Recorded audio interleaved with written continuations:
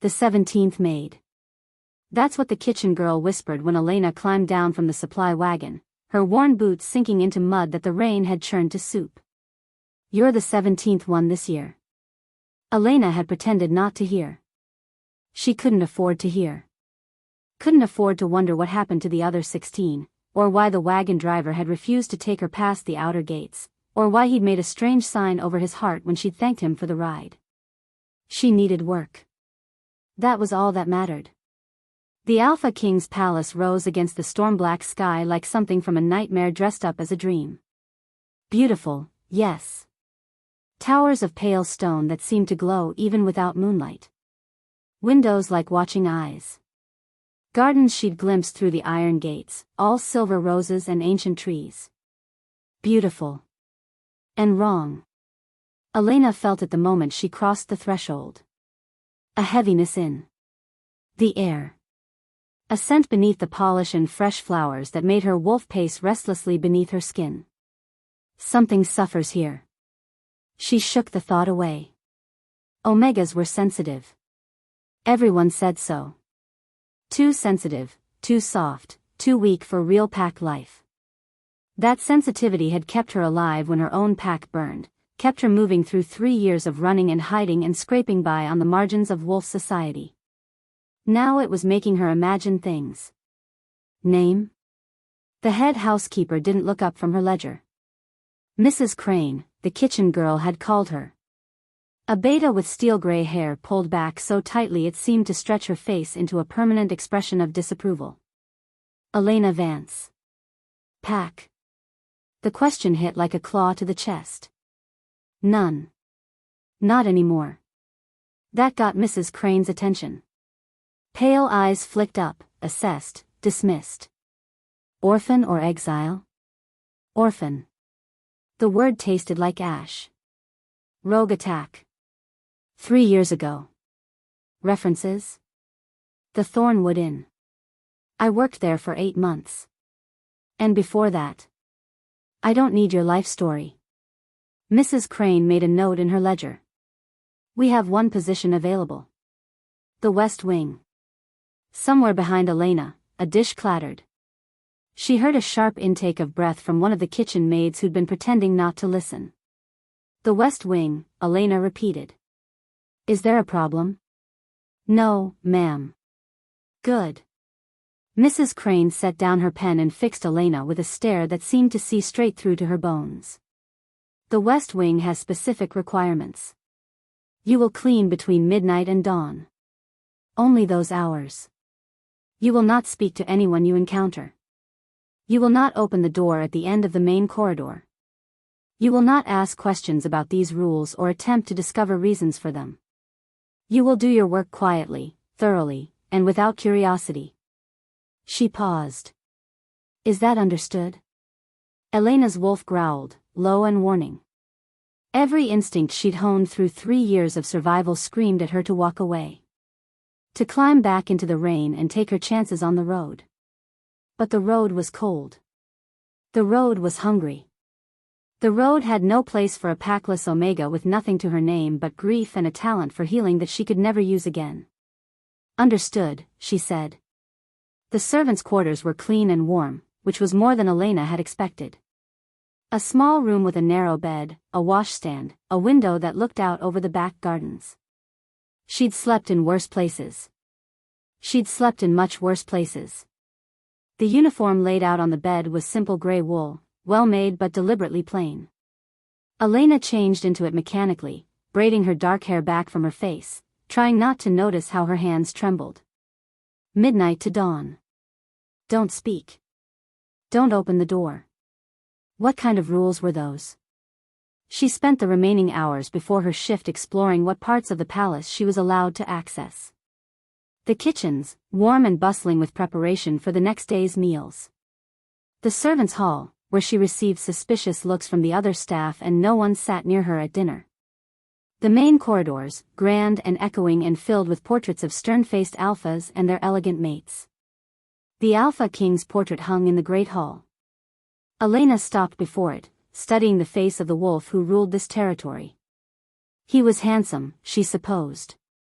Dark hair, strong jaw, the kind of face that probably made court ladies swoon. But it was his eyes that held her attention. Gray as winter storms. And empty. Utterly, terribly empty. This was not a man who lived in that beautiful body. This was a ghost wearing an alpha's skin. He wasn't always like that. Elena spun. An old woman stood behind her, stooped and thin, with hands gnarled by age and work. Her scent marked her as a beta, faded by years but still carrying the warmth of someone who'd spent her life in service. "I'm sorry." "The king." The old woman nodded toward the portrait. "He wasn't always so, hollow. Before the fire. Before he lost them." "Lost who?" The woman's eyes went careful. "You're the new girl." "The West Wing." "Yes. I'm Marin. I've worked in this palace for 43 years. She stepped closer, lowering her voice. "I've seen girls like you come and go. 17 this year alone. You want to survive? Keep your head down. Do your work. And whatever you hear in that wing." She paused, something flickering in her aged eyes. "Don't listen. Don't investigate. Don't care." She shuffled away before Elena could respond, leaving nothing but the smell of old fear in her wake. Midnight. The palace had gone quiet. Elena moved through the darkened corridors with a bucket of supplies and a lantern that cast jumping shadows on the walls. Her wolf was fully alert now, every sense straining against the silence. The West Wing was cold. That was the first thing she noticed. The rest of the palace held its warmth well, but here the air had a bite to it, a dampness that seemed to seep from the stone itself. And the smell. Beneath the dust and disuse, something else. Something that made her healing instincts flare with alarm. Pain. Sickness. Fear. Something suffers here. Elena gripped her bucket tighter and began to work. She swept floors that probably hadn't seen a proper broom in months. Dusted furniture draped in white sheets like ghosts frozen mid-movement. Polished windows that looked out over a garden so overgrown it had become a small wilderness. This had been someone's home once. She could see it in the details. The faded wallpaper with its pattern of running wolves. The height marks carved into a doorframe, recording a child's growth year by year. The toy chest in one corner, its lid hanging open, contents spilled across the floor as if someone had been searching for something. Or someone had left in a terrible hurry. She was wiping down a mantle when she noticed the painting hung above it. A landscape, unremarkable, slightly crooked on its hook. Elena reached up to straighten it. And felt something behind the frame. She hesitated. Don't investigate. Don't care. Marin's warning echoed in her mind, sensible and safe. Elena pulled the painting from the wall anyway. The photographs had been tucked into the frame's backing, hidden away like secrets too precious to destroy but too dangerous to display. 3 of them, old and faded, the edges soft with handling. The first showed a woman. Beautiful, golden-haired, laughing at something outside the frame. Her eyes were bright with joy, with life, with love. The second showed the same woman holding a baby. A boy, perhaps a year old, with a small serious face and eyes that caught the light strangely. Silver, Elena realized. The child had silver eyes. The third photograph. Elena's breath caught. The woman's face had been scratched out. Gouged away with something sharp, leaving nothing but torn paper where her features should have been. But the child remained untouched, those silver eyes staring up at Elena across the years. Who were you? What happened to you? A sound broke the silence. Scratching. Soft, rhythmic, coming from somewhere deeper in the wing. Followed by a whimper so faint she might have imagined it. Elena told herself it was an animal. A dog, maybe, or a cat that had gotten trapped. The palace was old, full of forgotten corners where a creature might hide. But her wolf knew better. Her wolf had gone absolutely still, every instinct focused on that sound. That wasn't an animal.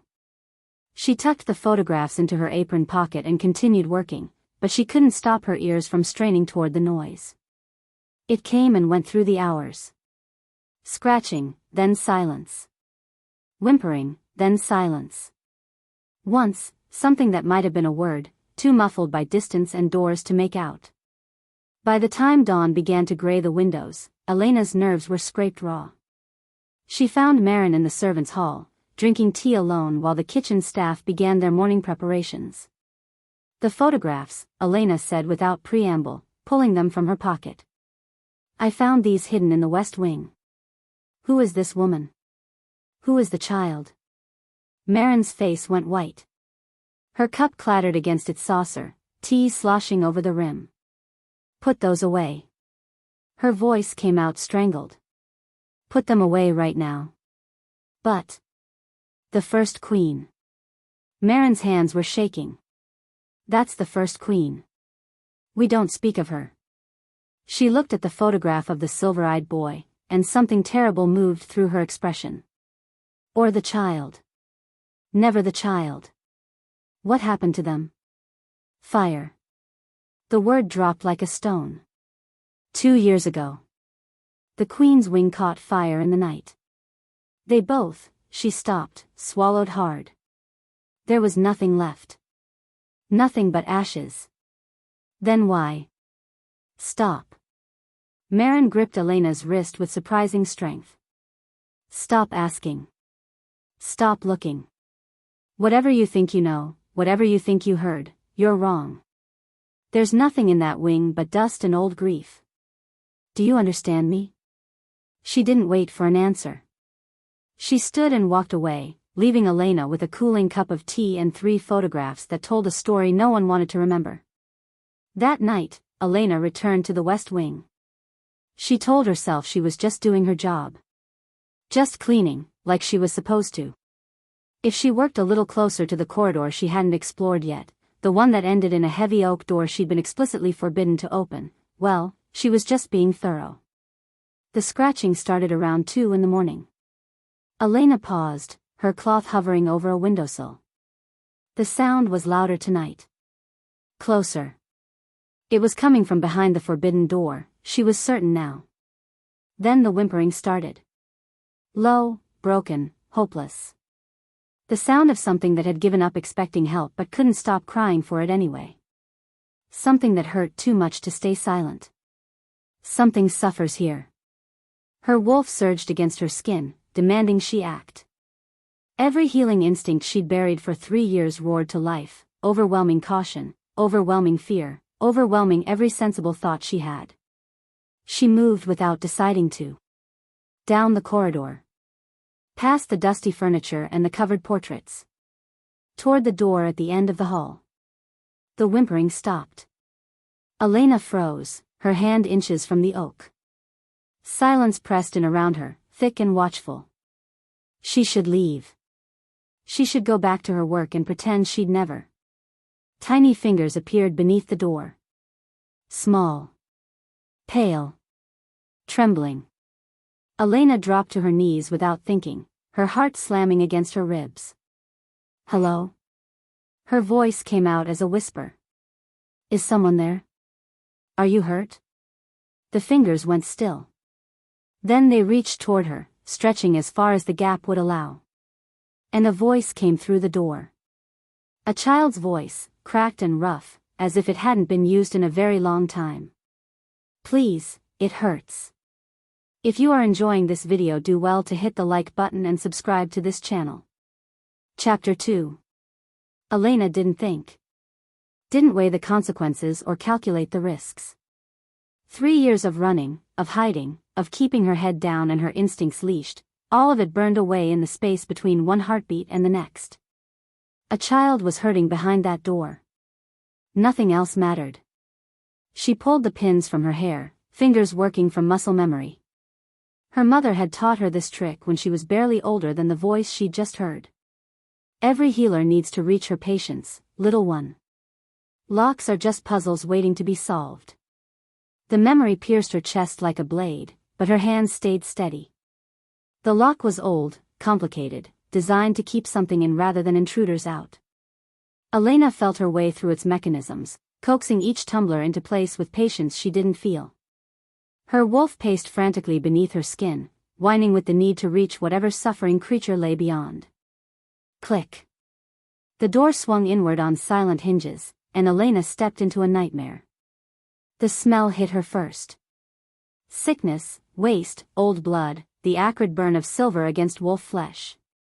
Her eyes adjusted to the darkness, and she wished they hadn't. The room had been a nursery once. She could see traces of it, cheerful wallpaper now stained and peeling, a mobile of silver moons hanging motionless above a rusted bed frame, picture books scattered across the floor with pages torn and rotted. But the nursery had become a cell. And in the corner, chained to the wall by a collar that gleamed with cruel brightness, was a child. A boy. 5 years old, maybe 6, it was hard to tell through the grime and the gauntness. He was curled in on himself, knees to chest, making himself as small as possible. His hair might have been pale once but was now matted with filth. His clothes were rags barely worth the name. And the collar around his throat. Elena's stomach revolted. Silver. Pure silver, pressed directly against his skin. The flesh beneath it was a ruin of burns and scars, healing and reburning in an endless cycle of agony. No wolf could bear silver against their skin. It was poison to their kind, burning slowly, weakening constantly. This child had been wearing it long enough for the burns to scar. "Oh, little one." The words escaped before she could stop them. "Oh, sweetheart, what have they done to you?" The boy's head snapped up. Elena's heart stopped. Silver eyes. Huge in a face that was all angles and hollows. The same eyes from the photograph, the same eyes that had stared up at her from a mother's arms, but these eyes held no infant's curiosity. These eyes were old. Ancient. Filled with a fear so profound it had become the only thing left. The child from the photos. The first queen's son. He didn't die in the fire. "I'm not going to hurt you." Elena kept her voice soft, the way she'd once spoken to wounded animals. She lowered herself slowly, making herself small and non-threatening. "My name is Elena. I'm going to help you." The boy pressed himself harder against the wall. A small sound escaped him, not quite a whimper, not quite a word. His eyes darted to the door behind her, waiting for punishment that must always follow kindness. "Can you tell me your name?" "Nothing. Just that terrible, watchful silence." Elena crept closer, moving slowly enough that he could track her every motion. When she reached toward him, his whole body flinched. His arms came up to protect his face, and he curled tighter, bracing for a blow. The gesture was so practiced, so automatic, that Elena felt something crack open in her chest. "I'm not going to hit you." She kept her hand extended, palm up, the way you'd offer yourself to a frightened wolf. "I promise. I'm a healer. I want to help." The boy peeked at her through the cage of his thin arms. Doubt and desperate hope warred in his expression. Elena waited. Slowly, so slowly, he lowered his arms. She reached out and touched his face, just a brush of fingers against his cheek, feather-light and gentle. He trembled but didn't pull away. The healer in her, dormant for 3 years, roared to life. Malnourishment, severe. Dehydration. Silver poisoning, advanced, possibly systemic. Multiple wounds in various stages of healing. These scars are weeks old, these cuts are fresh. Fever. Infection. Muscle wasting consistent with prolonged confinement. This child should be dead. By every medical standard Elena knew, he should have died months ago. But wolves were resilient. Children especially. They could survive horrors that would kill a grown human, their bodies fighting to heal even as fresh damage was inflicted. Someone was counting on that resilience. Someone was using it. "I need to look at your collar." Elena kept her voice steady despite the rage building in her throat. "I want to see how badly it's hurt you. Is that all right?" The boy didn't respond, but he tilted his head slightly, exposing the ruin of his throat. Trust. He's giving me trust. The collar was worse up close. Silver links welded to a central ring, with no visible lock or clasp. It had been designed never to come off. The skin beneath was a landscape of old burns and new, scabbed over and weeping and scarred in layers that told a story of years, not months. Years. He'd been here for years. I'm going to check the rest of you now. I'll be gentle, I promise. She ran her hands over his arms, his legs, cataloging damage with the clinical detachment that was the only way she could keep functioning. Bruises in the shape of fingers. Cuts that looked surgical. Bones that had broken and healed crooked. Then she reached his back, and the boy went rigid. It's okay. I just need to see. He whimpered and tried to pull away, but she'd already felt it. Something hard beneath his skin, running along his spine. Her fingers traced the shape of it, and horror crept up her throat. Can you shift for me? Just a little. The boy shook his head frantically, real fear flooding his scent. It's all right. You don't have to. I just want to understand. But some part of him must have still trusted the healer's touch, because his form flickered. Just for a moment, just enough for pale fur to ripple across his skin. And Elena saw them. Metal nodes.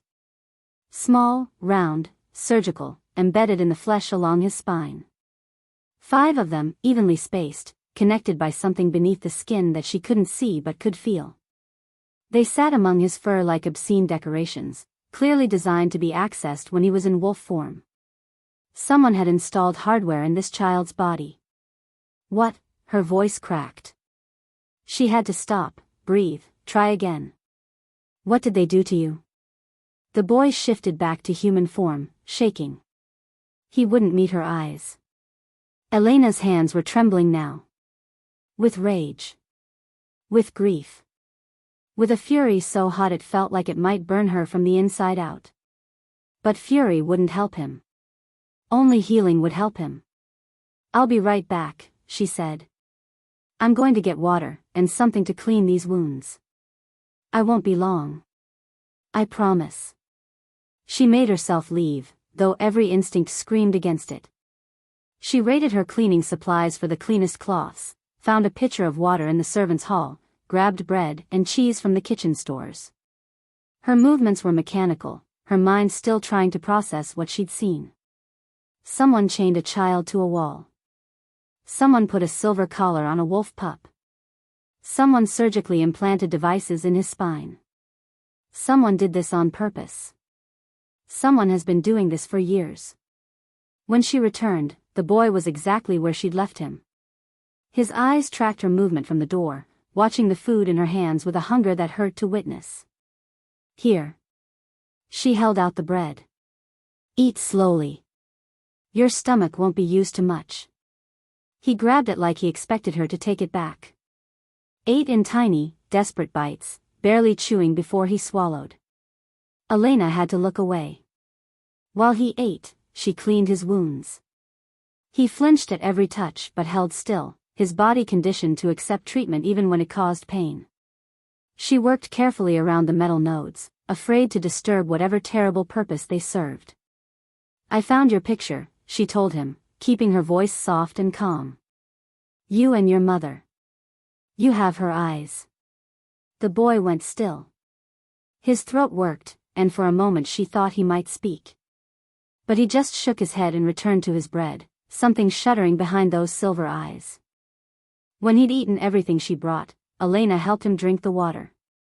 Then she eased him down onto the thin mattress that served as his bed, such as it was. Her hand brushed something hard beneath the fabric. What's this? The boy's eyes went wide with fear. He grabbed at her wrist, trying to stop her, but he was too weak to do more than slow her down. Elena pulled out a leather-bound journal. The boy made a sound, a choked, terrified noise, and tried to take it from her. She held it out of reach, her healer's instincts warring with her need to understand.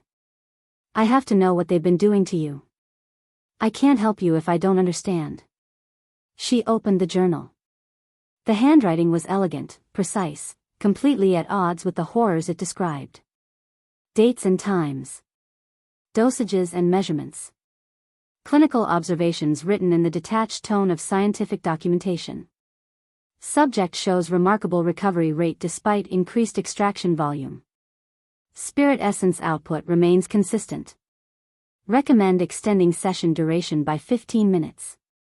Subject resisted today. Applied corrective measures. Note: prolonged silver exposure reduces resistance but also reduces essence quality. Must find balance. Session 31 complete. Harvested 3.2 milliliters of pure spirit essence. Subject unconscious for 6 hours post-extraction. Acceptable parameters. Elena's hands shook so badly the words blurred. Spirit essence. They're harvesting spirit essence from a child. She knew what spirit wolves were. Everyone did, in legends, in stories, in the kind of tales mothers told their pups about the blessed children of the moon goddess. Wolves born with the power to heal others by taking their pain into themselves. So rare that most believed they were myth. Not myth. Real. And someone had turned this child into a source to be mined. A photograph slipped from between the journal's pages. Elena caught it before it hit the ground. A woman smiled up at her, beautiful and golden-haired and radiating warmth. For a moment Elena thought it was another picture of the first queen. Then she recognized the face. Queen Seraphina. The Alpha King's current mate. The woman the entire kingdom adored for her charitable work with orphan pups. Elena turned the photograph over.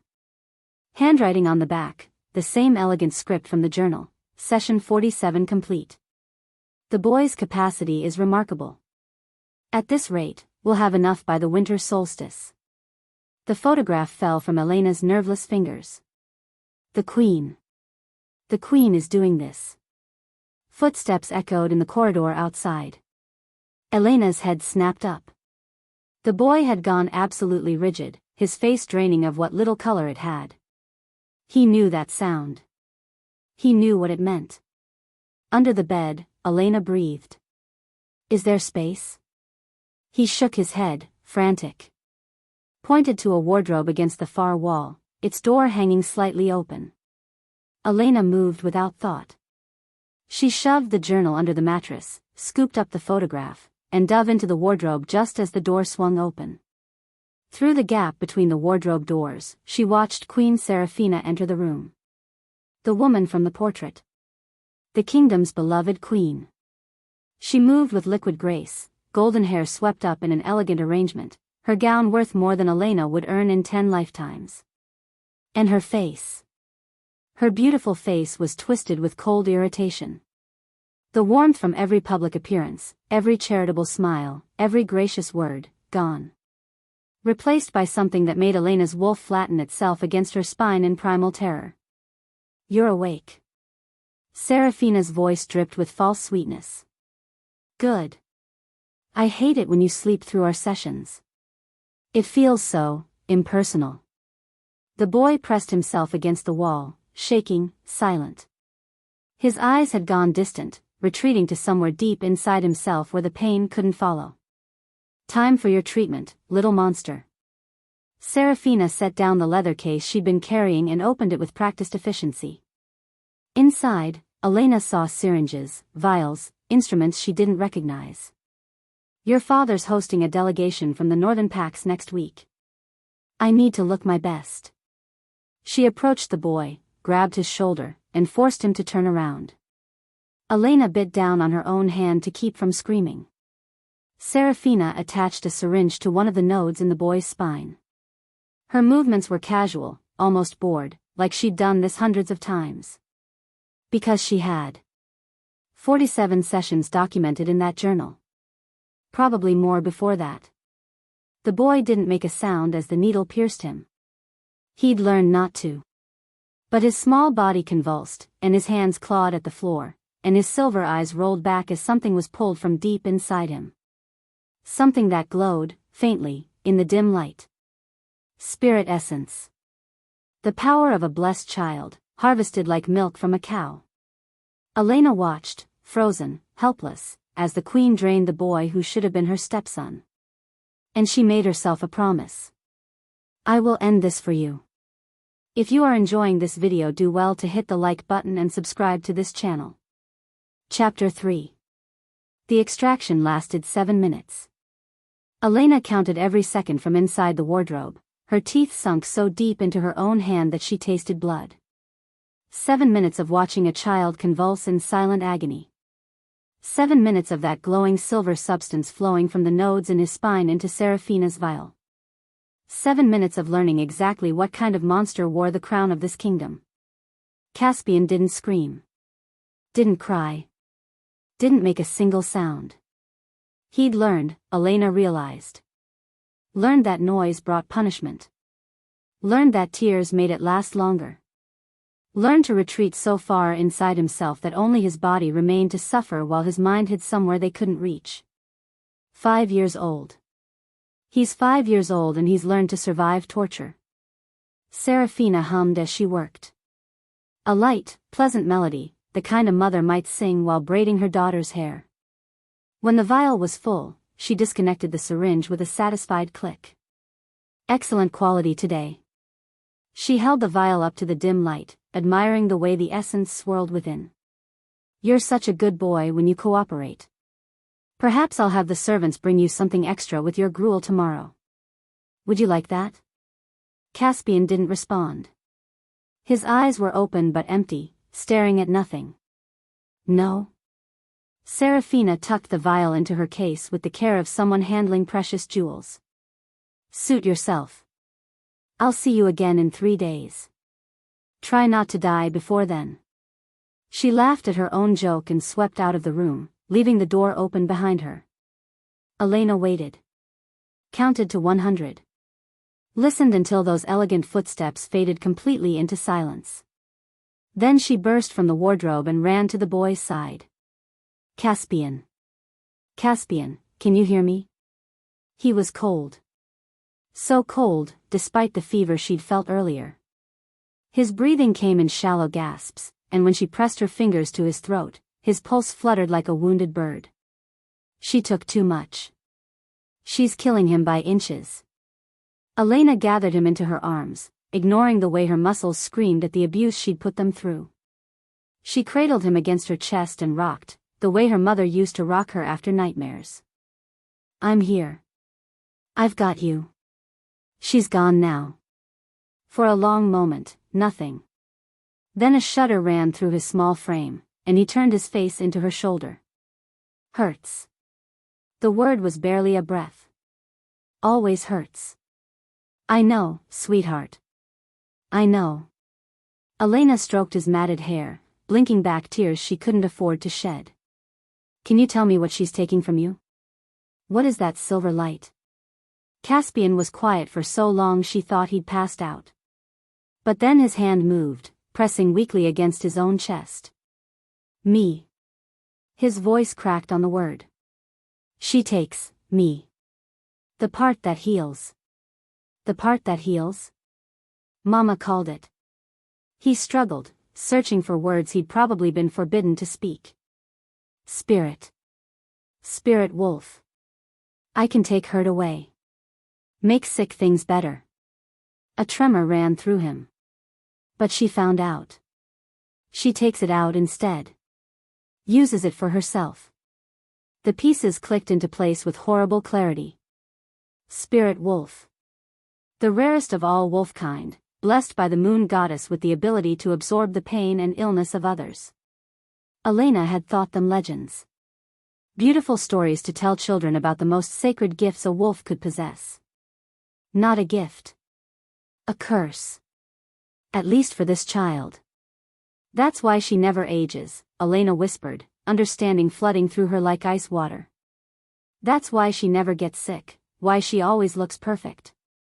She's been using your essence to keep herself young. To keep herself strong. Caspian nodded against her shoulder. And your father? Does he know? The boy went rigid in her arms. When he spoke again, his voice was flat. Dead. The voice of a child reciting a truth he'd been told so many times he'd stopped feeling it. Papa doesn't want me. She said so. Said I'm a monster. Said he told her to make me disappear. His small hands clutched at Elena's uniform. She said he watched Mama burn and didn't care. Said he'd watch me burn too if he knew I was still alive. Lies. It has to be lies.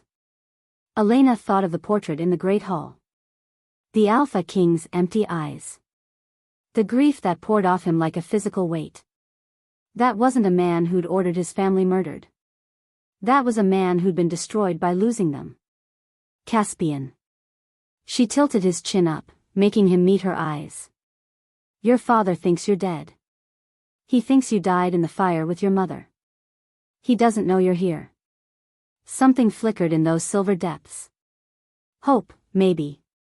Or the ghost of hope, too fragile to survive. But Mama. Tell me about that night. Tell me what you remember. The words came in fragments. Broken pieces of a nightmare that had never ended. Fire. Screaming. His mother's arms around him, carrying him through smoke and flame. A woman's voice, Seraphina's voice, saying something about loose ends. His mother falling. The smell of burned flesh. Then darkness. Chains. The collar burning into his throat.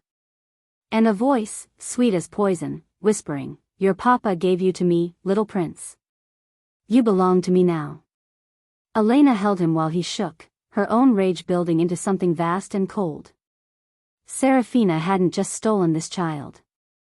She'd murdered his mother. Convinced him his father had abandoned him. Kept him chained in the dark for 2 years while she slowly drained the life from his body. And the whole kingdom worshipped her for it. She stayed with Caspian until he fell into an exhausted sleep. Then she covered him with her own cloak, promised she'd return before dawn, and slipped out of the west wing. The palace library was in the east wing, far from the servants' quarters and technically forbidden to anyone below the rank of lady's maid. Elena didn't care. She needed answers, and she needed them now. The library was empty at this hour, lit only by the dying embers in the fireplace. Elena moved through the stacks by touch and memory, searching for the section on wolf history and mythology. Spirit wolves. There had to be something about spirit wolves. She found it in a tome so old the pages cracked when she turned them. The Blessed Children, a history of spirit wolves and their sacred purpose. Most of it was legend and speculation. Spirit wolves were born perhaps once every few centuries, always to pure bloodlines, always marked by their distinctive silver eyes. They could absorb the pain and injury of others, healing the sick and wounded by taking the damage into themselves. But there was more. The essence of a spirit wolf, if extracted, retains its healing properties for a limited time. Ancient texts reference attempts to harvest this essence, though such practices were condemned as abominations against the moon goddess. If a spirit wolf is drained completely of their essence, death follows within hours. However, the final drainage triggers a transfer of the spirit wolf's complete gift to whoever holds the majority of their harvested essence. Elena's blood ran cold. This is why spirit wolves were hunted nearly to extinction. This is why the old packs created laws protecting them. Not just because harvesting was cruel, because it worked. She flipped forward, searching for more. The winter solstice marks the peak of spiritual power. Any ritual involving spirit essence performed on this night would be amplified tenfold. Historical records suggest that a complete transference performed during the solstice could result in permanent absorption of the spirit wolf's gift. The winter solstice. 3 weeks away. Seraphina wasn't just keeping Caspian alive to maintain her youth. She was saving him. Preparing him. Building up enough harvested essence for the solstice, when she would drain him completely and steal his gift forever. Elena slammed the book shut, shaking with fury. She was about to leave when another volume caught her eye. A ledger, newer than the others, tucked between 2 histories of the Northern Territories. Border incidents and rogue attacks, a record. Something made her pull it from the shelf. Something made her flip to the index and search for a name she'd tried to forget. Vance Pack. See page 247. Her hands trembled as she turned the pages. The entry was brief. Clinical. The kind of dry documentation that reduced a massacre to mere statistics. Vance Pack. Population, 43. Location, Eastern Border, Thornwood Territory. Status, eliminated. Authorization, Lord Gideon, by authority of the Crown. Reason, security threat. Pack healer discovered evidence of, redacted, and threatened exposure. Elimination ordered to prevent dissemination of sensitive information. The book fell from Elena's nerveless fingers. Lord Gideon. The king's trusted advisor. The same man who'd been in the corridor with Seraphina the night Elena started work. He'd ordered her pack's destruction. Because their healer, old Martha, who'd taught Elena everything she knew about medicine, who'd held Elena's hand when her parents died of fever, who'd been the closest thing to family she had left, had discovered something. Something about Seraphina. And they'd killed 43 people to keep it quiet. Mama. Papa. Martha. Little Theo who'd just learned to shift. Sarah who was pregnant with her first pup. All dead. Because of Seraphina. Because of her secrets. Because one healer had been brave enough to seek the truth and foolish enough to threaten exposure instead of simply running. Elena pressed her hand to her mouth, trapping the sob that wanted to escape. 3 years. I've spent 3 years wondering why. Why my pack? Why everyone I loved? And now I know. We died for the same child I just found chained to a wall. The grief would come later.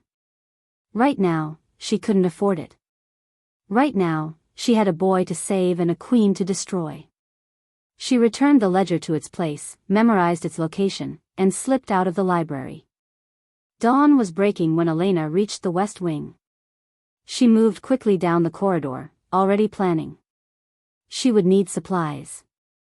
Food, medicine, clean bandages. A way to remove that collar or at least treat the burns. A plan to get Caspian out of the palace before Seraphina. The door was open. Elena's heart stopped. She ran the last few steps and burst into the room, already knowing what she'd find. Empty. The chains hung loose from the wall, their locks picked or broken. Her cloak lay abandoned on the filthy mattress. And on the floor. Blood. Drops of it leading to the door and beyond. No. The word tore from her throat. No, no, no. A piece of paper was pinned to the wall. Elegant cream stationery, the kind used for formal correspondence. Elena ripped it down with shaking hands. The handwriting was beautiful. Precise. Familiar. Curiosity killed more than the cat, little Omega. Come to the East Tower if you want to see the boy alive. Tell anyone, and I'll drain him dry tonight. I know who you are, Elena Vance. I know what your pack healer found. And I know you have the same annoying tendency toward righteousness. Come alone. Come now. Or what happens next will be your fault entirely. S. Elena read the note twice. 3 times. Then she crumpled it in her fist and headed for the East Tower. If you are enjoying this video, do well to hit the like button and subscribe to this channel. Chapter 4. The East Tower stairs spiraled upward into darkness. Elena climbed them without hesitation, without plan, without anything except the crumpled note in her pocket and the image of blood drops on a stone floor. Every step brought her closer to a trap she knew was waiting. Every step took her further from any hope of escape. She climbed anyway. He's 5 years old. He has no one else. The door at the top stood open. Warm light spilled from within, incongruous and wrong, like finding a tea party in the middle of a battlefield. Elena stepped through. The room was beautiful. Circular, with windows that looked out over the entire kingdom. Furnished with velvet chairs and silk curtains and a fireplace that crackled cheerfully against the pre-dawn chill. The kind of room where a queen might entertain her closest friends. Seraphina sat in the largest chair, golden hair cascading over her shoulders, a warm smile on her perfect face. Caspian lay limp in her lap. There you are.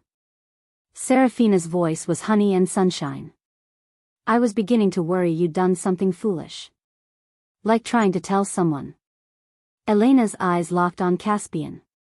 His chest rose and fell, barely. His face was slack, drugged or unconscious, a fresh bruise blooming across his cheek. Let him go. No. Seraphina stroked the boy's hair almost tenderly. But you're welcome to try and take him. Lord Gideon. Movement behind her. Elena spun to find a tall man blocking the doorway she'd just entered. Gray-haired, sharp-featured, with cold eyes that assessed her like a merchant evaluating livestock. Lord Gideon. The man who'd ordered her pack's execution. Miss Vance. He inclined his head with mocking courtesy. I've heard so much about you. You murdered my family. I authorized their removal, yes. He said it the way someone might discuss clearing brush from a garden. A necessary precaution. Your pack's healer was asking dangerous questions. We couldn't risk exposure. Elena's wolf surged against her skin, howling for blood. She forced it down. Fighting now would accomplish nothing except getting her killed. You kept me alive on purpose, she said slowly, the realization crystallizing. The rogues. They killed everyone but me. That wasn't chance. Very good.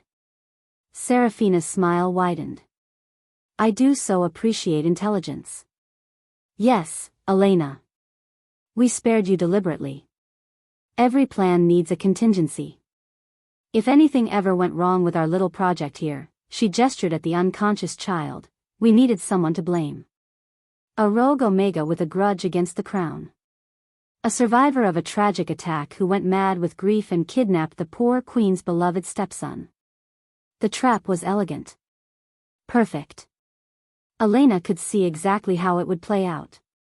The discovery of her pack symbol carved into Caspian's prison.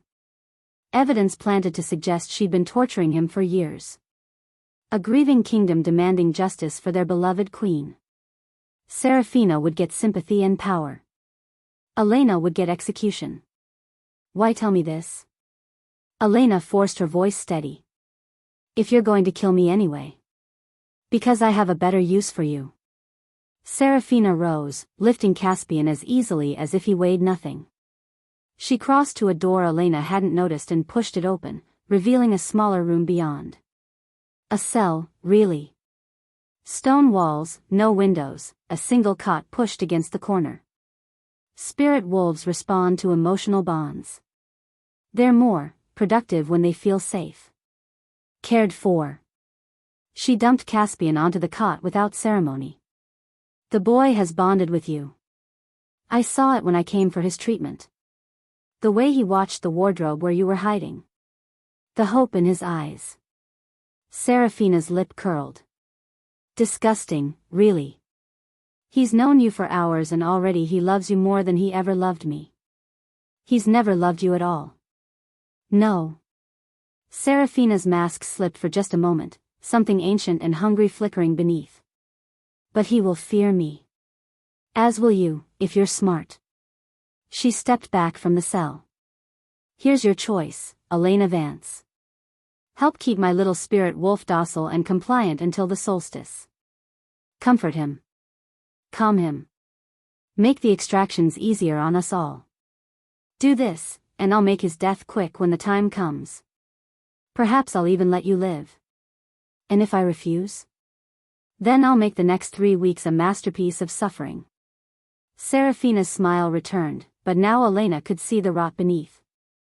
I've been gentle with him, relatively speaking. Preserving his essence, keeping him functional. But I have enough stored now to survive until the solstice. If you force my hand, I'll show you exactly how much pain a spirit wolf can absorb before their mind breaks entirely. She let the words hang in the air. Then she turned and swept toward the exit, her gown trailing behind her like a serpent's tail. Think about it. You have until tonight to decide. The door slammed shut. Elena heard locks engaging. 1, 2, 3, 4. She was trapped in a tower with a dying child, and no one in the world knew where she was. Miles away, in the royal chambers that had once held joy and now held only ghosts, Alpha King Darius Blackwood was drinking himself to death. Not quickly. He was too much of a coward for that. But steadily, methodically, one glass at a time. The whiskey burned less than it used to. Everything burned less than it used to. He sat in the chair by the window, her chair, Lydia's chair, where she used to curl up with Caspian in her lap and read him stories about brave wolves and true mates. The cushion still smelled like her sometimes. Or maybe he imagined it. He imagined a lot of things these days. The portrait watched him from above the fireplace. Lydia, golden and laughing, with Caspian in her arms. His son's silver eyes seemed to track him around the room, accusing and disappointed. You weren't there. You were away settling a border dispute while they burned. You weren't there. I'm sorry. The words came out slurred. I'm so sorry. The portrait didn't answer. Portraits never did. A knock at the door. Darius ignored it. Another knock, more insistent. What? The word was a growl. The door cracked open. A servant, young, nervous, one of the new ones, poked his head through. Forgive me, Your Majesty. The Queen sent me to remind you about the Northern delegation's arrival tomorrow. She requests your presence at dinner tonight to discuss arrangements. Seraphina. Perfect Seraphina, who had appeared in his darkest hour like an angel of mercy. Who had nursed him through the worst of his grief. Who had stood by him when he'd been barely functional, ruling his kingdom from his shadow while he drowned. He should feel grateful. Instead he felt nothing. Tell her I'll attend. The servant hesitated. Also, Your Majesty, the head housekeeper asked me to report on the new maid. The one assigned to the West Wing. Darius's glass paused halfway to his lips. The West Wing. Yes, sire. Mrs. Crane was concerned because, well, the girl seems kind enough, but she was found talking to herself. In one of the empty rooms. The servant shifted uncomfortably. The one that used to be the nursery. The whiskey turned to acid in Darius's stomach. Talking to herself. Yes, sire. Late at night. The other servants are worried she might be touched. The servant tapped his temple meaningfully. Should we dismiss her? The nursery. Someone was talking in the nursery. It meant nothing. The girl was probably mad. The West Wing did that to people, that's why no one lasted there. The memories were too thick, the grief too heavy. It pressed on anyone who entered until they cracked. Do what you think best. Darius drained his glass and reached for the bottle. I don't care about servants. The door closed. Silence returned. But something nagged at him. A splinter working its way beneath his skin. The nursery. Caspian's nursery. He hadn't been there in 2 years. Hadn't been able to face it. Seraphina had wanted to clear out the West Wing entirely, convert it to storage or guest quarters, but Darius had refused. Let it rot. Let it stand as a monument to his failure. Now someone was talking to herself in his dead son's room. Let it go. It means nothing. He poured another whiskey. Drank it. Poured another. The splinter dug deeper. An hour later, Darius stood before his son's memorial. He didn't remember deciding to come here. His feet had carried him while his mind wandered elsewhere. But here he was, in the palace gardens, staring at the small stone marker that held no body because there had been no body to bury. Caspian Blackwood, beloved son. Born of light, returned to the moon. 2 years. 2 years since the fire. 2 years since he'd held his son's tiny hand and promised to always protect him. Lies. All lies. Darius sank to his knees in the frost-hardened earth. I miss you. The words cracked. Every day, I miss you. Your mother's laugh. Your silver eyes. The way you used to crawl into our bed during thunderstorms because you were afraid but didn't want to admit it. The memorial offered no comfort. Stone never did. He was about to leave when something caught his eye. Flowers. Fresh flowers, laid at the base of the stone. Pale blue blooms with silver centers, delicate and rare. Moondrops. Darius's heart stuttered. Moondrops only grew in one place in the palace grounds. The West Wing garden, where Lydia had planted them when she was pregnant with Caspian. She'd said they would bring their son luck. Protection. The moon goddess's blessing. No one went to the West Wing. No one touched Lydia's garden. So where had these flowers come from? In the East Tower, Elena pressed a damp cloth to Caspian's forehead.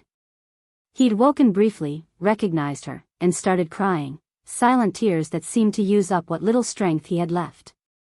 Now he slept again, his small hand clutching hers even in unconsciousness. The door opened. Elena tensed, expecting Seraphina. But it was Lord Gideon who entered, carrying a tray with bread and water. Dinner. He set it down on the floor. The Queen wants you functional. How generous. Gideon studied her with those cold, calculating eyes. You're handling this remarkably well. Most people would be hysterical by now. Most people haven't lost everything already. Elena met his gaze without flinching. What else can she possibly take from me? Your life. But you don't seem particularly attached to that. Should I be? Something flickered across his face. Respect, maybe. Or recognition. I'm going to tell you something, he said slowly. Call it professional curiosity. I want to see what you do with the information. Elena waited. The Queen's ambitions extend beyond immortality. Beyond power. Beyond anything as simple as ruling this kingdom. Gideon leaned against the doorframe, casual as if discussing the weather. Do you know what happens when a spirit wolf's complete essence is absorbed during the winter solstice? Under the full light of the blood moon? Enlighten me. Ascension. The word dropped like a stone into still water. The spirit wolf's gift becomes permanent. But more than that, it amplifies. Grows. Transforms the recipient into something beyond wolf, beyond human. Something that hasn't walked this earth in 1,000 years. Elena's blood ran cold. What are you saying? I'm saying our queen intends to become a goddess. Gideon smiled, thin and sharp. The moon goddess, specifically. Or her successor. The ritual is ancient, forbidden, thought to be lost. But Seraphina has spent centuries gathering the pieces. Centuries. She's not wolf, is she? Elena whispered. Not really. She's something older. Something hungrier. And in 3 weeks, she'll have everything she needs to complete her transformation. Gideon straightened. Well. Almost everything. What else does she need? The blood of an alpha king. His smile widened. Willingly given. Freely offered. Seraphina has spent 18 months earning Darius's trust, his gratitude, his dependence. On the solstice, she'll ask him for a small favor. A ritual to honor his dead son's memory. Just a few drops of blood, given in love. He won't. He'll do anything she asks. He's broken, Miss Vance. Shattered. She made sure of that when she burned his family alive. Gideon left without another word, the locks clicking into place behind him. Elena sat in the darkness, her mind racing. The blood of an alpha king, willingly given. Darius doesn't know. He thinks she's his salvation when she's actually his destruction. He thinks his son is dead when his son is right here. Her eyes fell on the dinner tray. Plain tin, dented and old. The bread was stale, the water tepid. But the tray itself. Elena grabbed the bread and turned it over. Underneath, scratched into the soft grain of the crust, she carved 3 words with her fingernail. Then she placed it back on the tray exactly as it had been.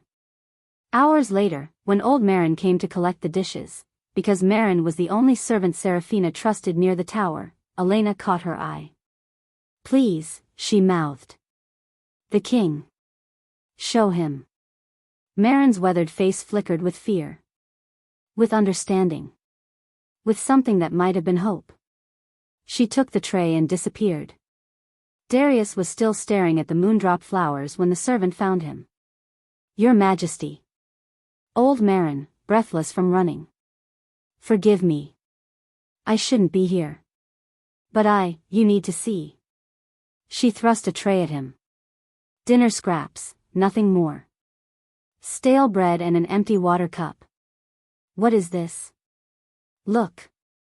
Marin's voice shook. "Look at the bread." Darius turned it over.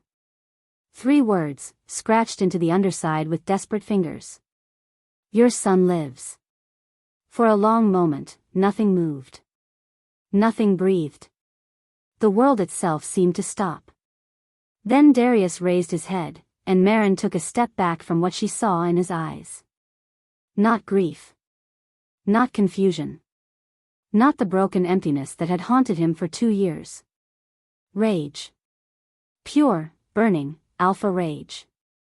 "Where?" His voice came out as a growl, his wolf surging to the surface. "Where is he?" If you are enjoying this video, do well to hit the like button and subscribe to this channel. Chapter 5. Darius moved through the palace like a storm given flesh. Servants scattered from his path. Guards pressed themselves against walls. The air itself seemed to recoil from the rage pouring off him in waves, his wolf so close to the surface that his eyes flickered between gray and gold with every heartbeat. "Your son lives." 3 words. 3 impossible words that had shattered 2 years of grief in a single moment. Your son lives. If it was true, if Caspian was alive, if someone had taken him, hidden him, hurt him. Darius's claws extended without conscious thought, gouging furrows in the marble banister as he descended the main staircase. I will tear this palace apart stone by stone. I will rip out throats with my bare hands. I will. My love? Seraphina appeared at the bottom of the stairs, her beautiful face creased with concern. She wore a silk robe over her nightgown, golden hair tumbling loose around her shoulders, every inch the worried wife roused from sleep by her husband's distress. What's wrong? She reached for him, her hands soft and warm against his chest. You're shaking. What happened? Darius stared down at her. This woman had saved him. When he'd been drowning in grief, barely able to function, she'd appeared like an angel. She'd managed his kingdom. Held him through nightmares. Nursed him back from the brink of madness. She couldn't be involved in this. She couldn't. Someone sent me a message. His voice came out rough, barely controlled. About Caspian. Seraphina's eyes widened. What kind of message? That he's alive. For a fraction of a second, so brief he might have imagined it, something flickered across her face. Then her expression crumpled into tearful sympathy. Oh, Darius. She pulled him into her arms, stroking his back the way one might comfort a child. My poor love. Someone is playing a cruel trick on you. What if they're not? Darling. She pulled back, cupping his face in her hands. Her eyes glistened with unshed tears. I know how much you want to believe. I know the grief never truly leaves. But Caspian is gone. We buried what remained. We mourned together. There was no body. Just ashes.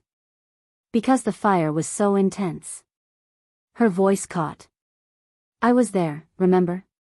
I tried to save them. I still have nightmares about finding Lydia's. She broke off, pressing a hand to her mouth. Darius felt something in his chest waver. She was right. He'd seen the aftermath himself. The nursery wing reduced to charred rubble. The investigators' reports. The confirmation that nothing could have survived those flames. And yet. Your son lives. Who sent this message? Seraphina asked gently. Do you know? One of the servants. The old woman, Marin. Marin. Something shifted in Seraphina's expression, there and gone, too fast to read. She's been here for decades. Perhaps her mind is beginning to fail. The elderly sometimes become confused, especially when they cared deeply for those who were lost. It made sense. It all made perfect sense. Darius wanted to believe her. The alternative was too terrible to contemplate. You're right. He forced the words out. I'm sorry. I don't know what came over me. Grief. Seraphina rose on her toes to kiss his forehead. Grief makes us desperate for hope, even false hope. Come back to bed, my love. Let me help you forget. He let her lead him away from the stairs. Let her guide him back toward their chambers with soft words and softer touches. But he didn't sleep. 3 hours later, when Seraphina's breathing had deepened into the rhythm of true rest, Darius slipped from the bed. He moved through the palace in silence, avoiding the guards whose routes he'd memorized years ago. The west wing loomed ahead, dark and abandoned, or so he'd believed. The door was unlocked. That should have meant nothing. Servants came and went, after all. But Darius's wolf was alert now, straining against his skin, scenting the air for something he couldn't name. He found it in the room at the end of the hall. The door stood open. Inside, moonlight illuminated a space that had once been his son's nursery. The cheerful wallpaper he and Lydia had chosen together. The mobile of silver moons he'd hung above the crib. And there, in the corner. Chains. Darius crossed the room in 3 strides and dropped to his knees. The chains were bolted to the wall at child height. A thin mattress lay nearby, stained and filthy. The smell hit him like a physical blow, old blood, sickness, fear. And beneath it all, buried under layers of silver and chemicals designed to mask it. His bloodline. His son's scent. Caspian was here. Caspian has been here. Darius's hands shook as he searched the room. He found a child's tooth wedged between floorboards. A drawing scratched into the wall, a crude wolf shape with silver eyes. A scrap of fabric that might once have been a blanket. Evidence. Proof. 2 years of imprisonment left behind in fragments. She knew. She had to know. This is her palace, her domain, nothing happens here without her permission. The realization should have broken him. Instead, it forged something new. Something hard and cold and utterly lethal. Darius rose to his feet, tucking the tooth into his pocket. He would not confront her. Not yet. Not until he understood the full scope of her conspiracy and found where she'd hidden his son. For now, he would play the grieving fool she believed him to be. And when the time was right, he would destroy her. In the East Tower, Elena was running out of options. 2 days had passed since her capture. 2 days of watching Caspian grow weaker, his spirit essence depleted faster than his small body could regenerate. 2 days of knowing that help wasn't coming, might never come, that she and this child would die in this stone cell and no one would ever know the truth. She couldn't accept that. Caspian. Elena knelt beside the cot where he lay, his breathing shallow and labored. I need you to listen to me. His silver eyes opened, dull with exhaustion. Your gift. The ability to absorb pain. She took his hand, feeling how fragile his bones had become. Can you do the opposite? Can you push it outward instead of pulling it in? Confusion flickered across his face. Push. You take hurt from others. You've done it your whole life. Elena squeezed his fingers gently. But what if you gave it back? What if you took all the pain you've absorbed, all the suffering you've endured, and sent it out? Made others feel what you feel? I don't. He trailed off, thinking. Mama said never to hurt. She said my gift was for healing. Your mama was right. Hurting others is wrong. Elena's voice caught. But you're dying, Caspian. We both are. And the only person who might be able to save us doesn't know we exist. Doesn't know you're alive. Papa? Your papa. The king. He thinks you died in the fire. She brushed matted hair from his forehead. If you could reach him, if you could make him feel what you feel, just for a moment, he would come. I know he would. Caspian was quiet for a long moment. Then, slowly, he pushed himself up on trembling arms. It might not work. I know. It might hurt me. I know that too. But you think I should try anyway. Elena felt tears prick her eyes. 5 years old, and he understood sacrifice better than most adults ever would. I think it's our only chance. Caspian closed his eyes. His small hands curled into fists. Elena watched his face contort with concentration, with effort, with the strain of attempting something his gift was never meant to do. Nothing happened. I can't. His voice cracked with frustration. I don't know how. Focus on the pain. Elena gripped his shoulders, steadying him. Every extraction. Every burn from the collar. Every night alone in the dark. Gather it all together and push. I'm trying. Think about your mother. Think about the fire. Think about every lie Seraphina told you while she was stealing pieces of your soul. Something shifted in Caspian's expression. The frustration melted away, replaced by something older. Darker. Grief. Rage. 2 years of torment compressed into a single burning point. Push, Elena whispered. Push it all out. Make them feel it. Caspian screamed. Not a sound, something beyond sound. A wave of pure agony that exploded outward from his small body like a detonation. Elena felt it tear through her, shredding thought, obliterating everything except pain, pain, pain. And then it was gone. Caspian collapsed against her, unconscious, his nose bleeding freely. Elena caught him before he hit the floor, her own body shaking from the aftershocks. Please let it have worked. Please. Across the palace, every wolf staggered. Servants dropped trays. Guards fell to their knees. Ladies in their chambers screamed as agony ripped through them without warning or source.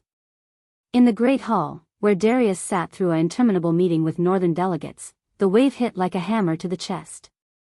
He gasped, gripping the arms of his throne hard enough to splinter wood. The visiting alphas stumbled, their own wolves howling in confused distress. But for Darius, it wasn't just pain. It was recognition. That spiritual signature, twisted, corrupted, dripping with suffering, he knew it. Knew it the way he knew his own heartbeat. The way he knew the scent of his mate's hair or the sound of his son's laugh. Caspian. That was Caspian. Your Majesty. One of the delegates reached toward him. Are you out? Darius's voice was barely human. Everyone out. Now. They fled without argument. An alpha's command in that tone left no room for questions. The moment the doors closed, Darius was on his feet. The pulse had come from the east wing. The tower that Seraphina used for her private meditations. The one she'd asked him never to enter because she needed somewhere sacred, somewhere untouched by politics and duty. He'd believed her. He'd believed everything. Not anymore. He found Seraphina in her sitting room, pale and shaken, one hand pressed to her heart. Darius. She rose shakily. Did you feel that? What was it? I don't know. The lie came easily. Too easily. Some kind of attack, perhaps. I've sent guards to investigate. An attack? Fear flickered across her features, manufactured, he realized now. Calculated. Should we evacuate? The northern delegates. It's past. Whatever it was, it's over. Seraphina studied him with those beautiful, lying eyes. You seem calm. I'm furious. Truth, wrapped in misdirection. Someone tried to strike at my palace. At my people. When I find them, I'll tear out their spine. Of course you will. She crossed to him, resting her head against his chest. My fierce alpha. Always protecting us. Darius forced himself to hold her. Forced his arms to wrap around her shoulders, his hands to stroke her hair. Beneath his skin, his wolf howled for blood. The West Wing, he said, keeping his voice casual. I visited it last night. Couldn't sleep. Seraphina went still in his arms. The West Wing? I found something strange. Chains, in the old nursery. Do you know anything about that? She pulled back, her expression perfectly puzzled. Chains? How bizarre. Perhaps previous servants used the room for storage. I can have someone look into it. No need. Darius smiled. It felt like broken glass on his face. I'm sure it's nothing. You're certain? Concern creased her brow. You seem troubled. Just the attack. I'll feel better once we've identified the source. Seraphina searched his face for a long moment. Whatever she found there seemed to satisfy her, because she relaxed, her smile returning. You're right. We should focus on security. She kissed his cheek. I have preparations to attend to. The solstice celebration requires so much planning. But I'll see you at dinner? Of course. He watched her leave. Watched the way she moved, graceful and confident, a predator who believed herself in complete control. Half the court answers to her. Lord Gideon commands the guards. If I move openly, she'll kill Caspian before I can reach him. He needed allies. Needed to identify who was loyal and who had been turned. Needed to become something he'd buried long ago, not the grieving king, but the ruthless warrior who'd conquered 12 packs before his 25th birthday. The man Lydia had loved. The man who'd promised to always protect his family. I'm coming, Caspian. Hold on. That night, Seraphina swept into the tower's cell with triumph blazing in her eyes. Elena scrambled to her feet, putting herself between the queen and Caspian's unconscious form. That was quite a display earlier. Seraphina's voice dripped with false admiration. I didn't know the boy had it in him. Unfortunately, such exertion has consequences. He's weakened significantly. Which means my timeline must adjust. What are you talking about? The solstice is in 3 days. Seraphina began pulling items from the bag she carried. Candles. Vials. A knife with a blade that gleamed like moonlight. But we simply can't wait that long. The boy might not survive, and I refuse to let years of preparation be wasted. Elena's blood ran cold. You can't. Tonight, little Omega. Seraphina smiled, and there was nothing human left in it. Tonight, my prince becomes immortal. She glanced at Caspian's limp form. In a manner of speaking. She swept out to prepare the ritual chamber, leaving Elena alone with a dying child and the crushing weight of failure. But neither of them noticed the shadow in the corner of the corridor. Neither of them saw the eyes that glowed pure alpha gold.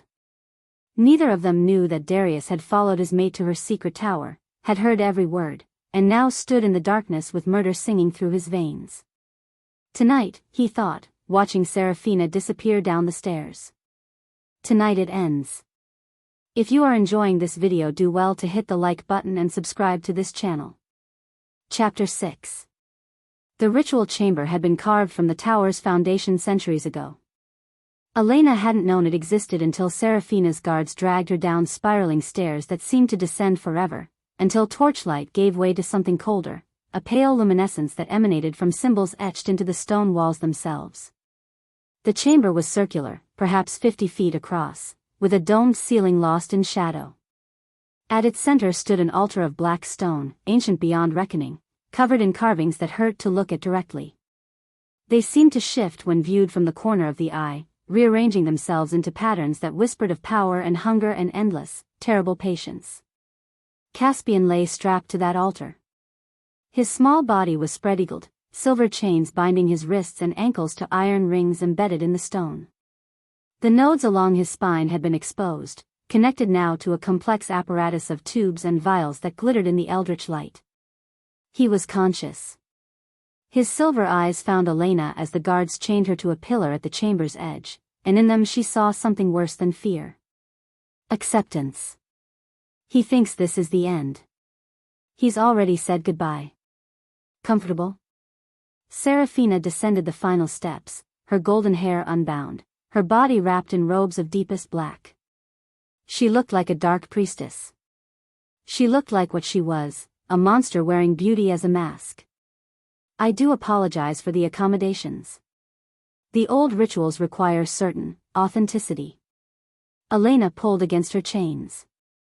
The iron bit into her wrists, drawing blood, but she didn't care.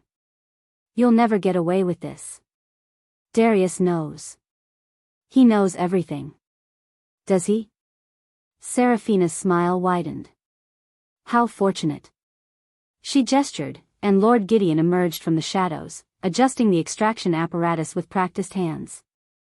Behind him came a dozen guards, all wearing the Queen's colors, all with the flat eyes of men who had sold their souls long ago. The king was so predictable. Seraphina traced a finger along Caspian's cheek, ignoring the way he flinched. I knew the boy's little psychic tantrum would reveal his survival. I knew Darius would investigate. And I knew, absolutely knew, that he would follow me here tonight, thinking himself clever.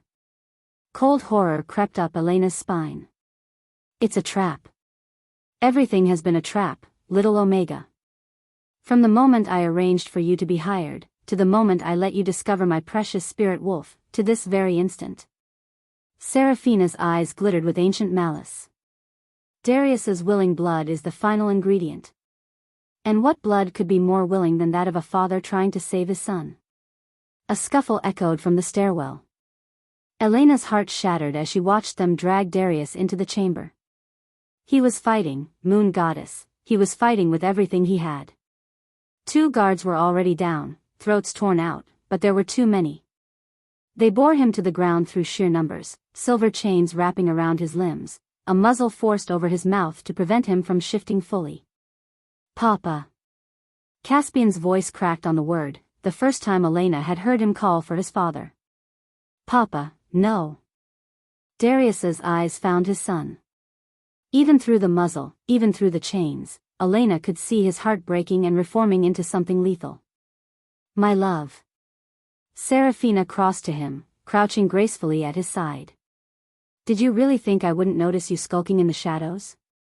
After 18 months of studying your every habit, your every weakness, your every pathetic attempt at cunning? She stroked his hair almost tenderly. You were never the strategist, Darius. That was always Lydia's role. Without her, you're just a sword without a hand to wield it. She produced a knife, curved, silver, inscribed with the same shifting symbols that covered the walls. I need you to understand what's about to happen. Her voice dropped to an intimate murmur. I'm going to cut you. I'm going to collect your blood. And then I'm going to drain your son's essence while you watch, helpless to stop it. When it's over, I'll be a goddess, and you'll be a broken shell I might keep as a pet. She drew the blade across his forearm. Blood welled up, rich and dark, the blood of an alpha king. Seraphina caught it in a golden chalice, her eyes fluttering closed in pleasure as the ritual's power began to build. Begin the extraction, she commanded. Lord Gideon turned a mechanism on the apparatus. The tubes connecting to Caspian's spine began to glow. And Caspian screamed. Not the silent suffering Elena had witnessed before. Not the muffled whimpers of a child who'd learned that crying made it worse. This was a raw, primal shriek of agony, torn from somewhere deeper than flesh, the sound of a soul being ripped apart. Silver essence flowed from his body like liquid starlight, pouring through the tubes into a central reservoir that pulsed with stolen power. Yes.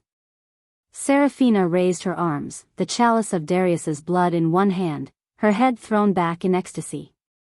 She began to chant, words in a language older than wolves, older than humans, older than anything that should still exist in this world. Elena screamed. Pulled at her chains until her wrists were raw meat and the iron was slick with blood. Caspian was dying, she could see it happening, could see the light fading from his silver eyes with each pulse of stolen essence. No.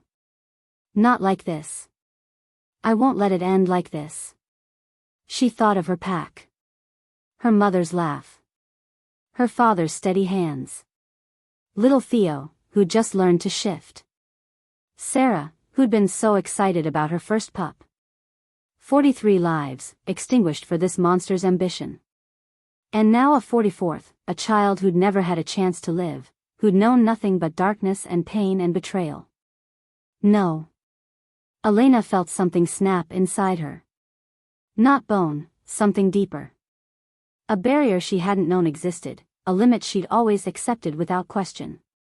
She pulled. The chain ripped from the pillar. She didn't stop to wonder how. Didn't pause to feel the torn muscles, the dislocated shoulder, the places where iron had gouged channels in her flesh. She just moved, across the chamber, past the startled guards, toward the altar where Caspian lay dying. She threw herself over him. Her body covered his, shielding him from the apparatus, from the extraction, from everything she could reach. His blood soaked into her clothes. His screams faded to whimpers against her chest. Get her off. Seraphina's voice crackled with fury. Remove her now. But the moment Elena's body touched Caspian's, something happened. His gift, the power Seraphina had been harvesting, the essence of what made him a spirit wolf, reached for Elena instinctively. Not to take, but to give. To protect the way it had always been meant to protect. Caspian tried to absorb her pain. And the transfer opened a door between their minds. Elena gasped as foreign memories flooded through her. A golden-haired woman singing lullabies. Strong arms lifting him toward a ceiling painted with stars. The smell of moondrop flowers and safety and home. His mother. His real life, before the darkness. But there was more. Darker memories. Worse ones. Fire. Screaming. His mother running through smoke, clutching him to her chest. A servant, just a servant, plain-faced and forgettable, stepping out of the shadows with a knife. The ritual requires a death freely given, but there are ways around that. His mother falling. Blood everywhere. The servant bending down, pressing her hands to the dying queen's face, and beginning to change. Features shifting like water. Hair darkening, then lightening to gold. A plain face becoming beautiful, becoming familiar, becoming Seraphina. Elena's mind recoiled in horror. The queen hadn't killed Lydia. She'd become her. Stolen her face the way she planned to steal Caspian's power. The real Seraphina, whoever she'd been, had died years ago, replaced by this thing, this creature that wore identities like costumes. And she'd been playing this game for far longer than anyone knew. More memories. Not Caspian's, fragments absorbed from his essence, echoes of other victims. A nobleman's wife, centuries ago. A priestess of the old temples. A child, like Caspian, with gifts that made her valuable. Dozens of faces. Dozens of lives. Dozens of stolen identities stretching back through history, all leading to this moment, this chamber, this final transformation. What are you doing? Seraphina's voice had changed, sharpened with the first edge of real fear. What is she doing? Stop the transfer. But it was too late. The extraction apparatus shattered. Power, raw, uncontrolled, blinding, exploded outward from the altar. Elena felt it surge through her and into Caspian, felt his small body arch against hers as essence that had been stolen flowed back to its source. When she raised her head, Seraphina was floating. Not metaphorically. The false queen hung suspended in the air, surrounded by a corona of silver light, her face contorted in something between agony and ecstasy. The first stage of her transformation had begun despite the interruption, Darius's blood and Caspian's essence merging within her, reshaping her into something beyond wolf or human. Yes. Her voice echoed with harmonic overtones, as if a dozen beings spoke through her mouth. Yes, I can feel it. The power of the spirit wolf. The blood of kings.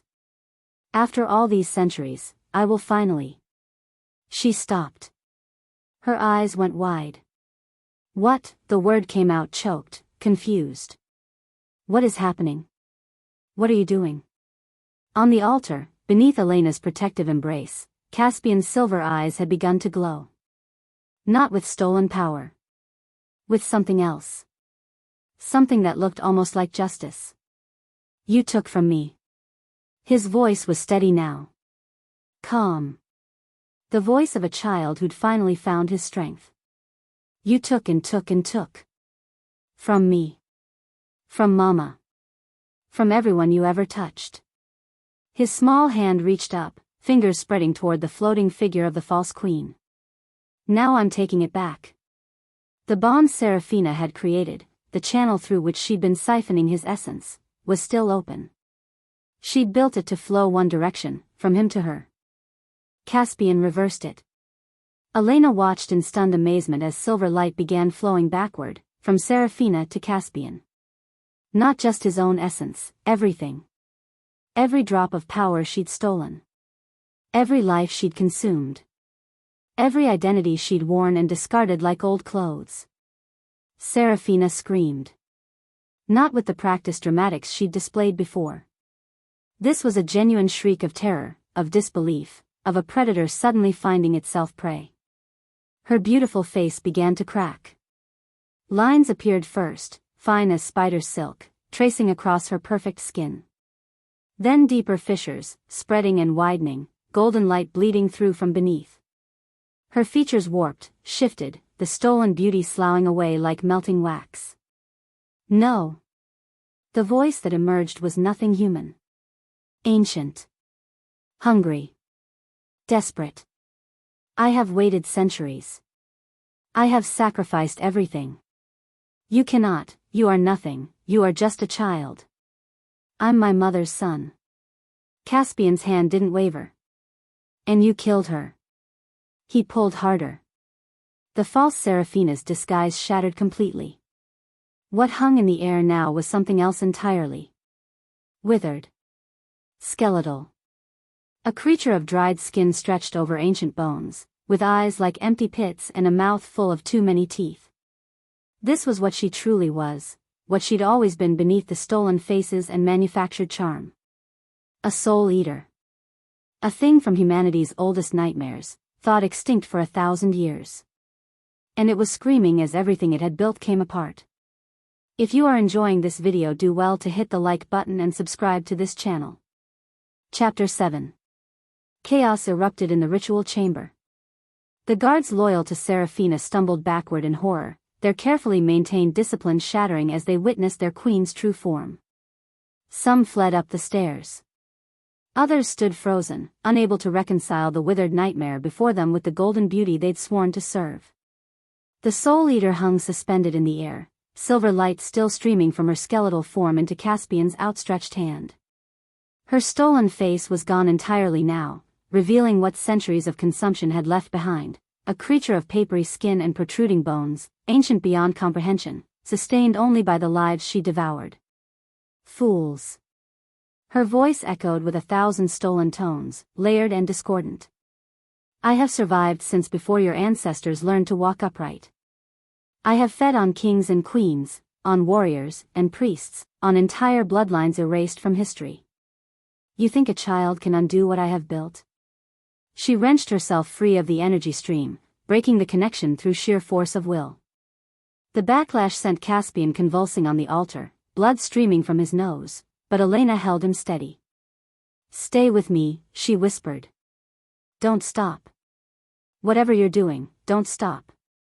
In the chaos, no one noticed Darius working at his chains. The silver burned, moon goddess, it burned like nothing he'd ever felt, but the guards who'd restrained him were distracted now, backing away from the monster they'd served. He felt the metal weakening where his blood had corroded it, felt his wolf surging with desperate strength. My son. She has my son. The chain snapped. Darius exploded across the chamber in full alpha fury, his partial shift giving him claws and fangs and the terrible speed of a wolf in human form. He hit the Soul Eater like a battering ram, bearing her to the ground, his claws tearing at her ancient flesh. You killed my mate. Each word was punctuated by another strike. You stole my son. You made me mourn them while they suffered. The Soul Eater laughed. It was a horrible sound, wet and rattling, emerging from a throat that had no business producing noise. Her skeletal hand shot up, catching Darius by the throat, and suddenly he was airborne, hurled across the chamber to crash against the stone wall. Foolish Alpha. She rose, her movements jerky and wrong, like a puppet with tangled strings. I have consumed wolves 10 times your strength.